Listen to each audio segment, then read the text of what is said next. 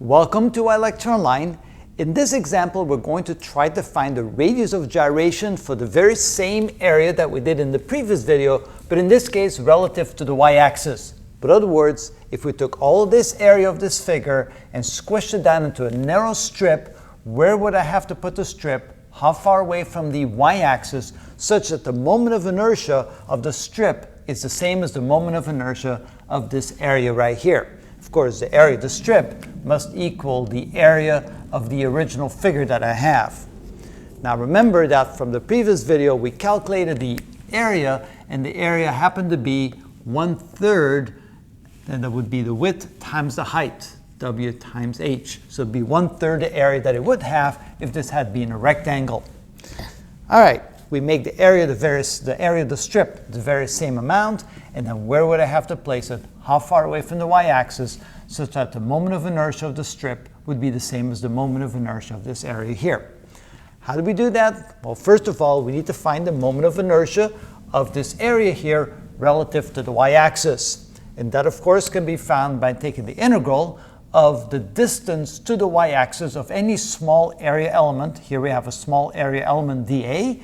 So we take the distance to that, which is x. We square that distance, and we multiply that times the small area element. We integrate over the entire area from 0, x equals 0, to x equals w. All right, let's go ahead and do that. First, we substitute for dA what dA is equal to, which is the height y times the thickness dx. So this is the integral from 0 to w of x squared times y dx. Now, of course, we can't have a y and an x in the same integral, so we need to substitute. For y, we write kx squared. And we already found what k was equal to by realizing that when x equals w, y equals h, so k equals h over w squared. This integral now becomes the integral from 0 to w of x squared, and y can now be replaced times kx squared times dx, which is equal to, well, since k is h divided by w squared, that's h divided by w squared, taken outside the integral sign from 0 to w of x to the 4th dx. Now, of course, that's an easy integral to solve. That becomes x to the 5th over 5. So this is h over w. This should be w squared, of course. W squared times x to the 5th over 5, evaluated from 0 to w. Of course, when we plug in 0, we get nothing. When we plug in w, we get w to the 5th. So this is equal to h w to the 5th over w squared. And we have a 5 in there. So this is equal to 1/5 hw cubed. So there's the moment of inertia of this particular area relative to the y-axis.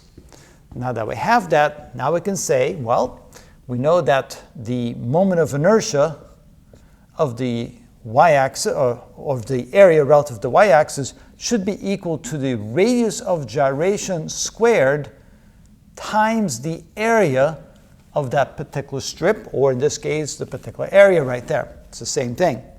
Which means that the radius of gyration must be equal to the square root of the moment of inertia, which we just found, divided by the area of that strip, which is the same as the area of the original figure.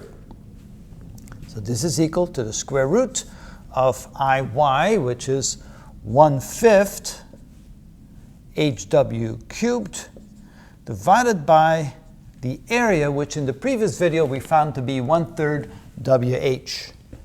So this becomes 1/3 wh.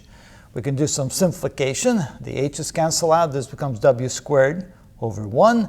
And here we can bring that to the denominator. So this is equal to the square root of 3/5 w squared, or the square root of 3/5 times w.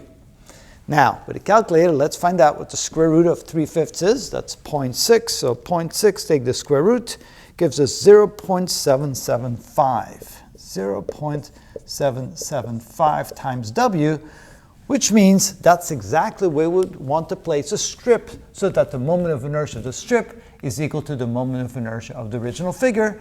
It's about 3/4 the distance from the y-axis to the very end of that figure.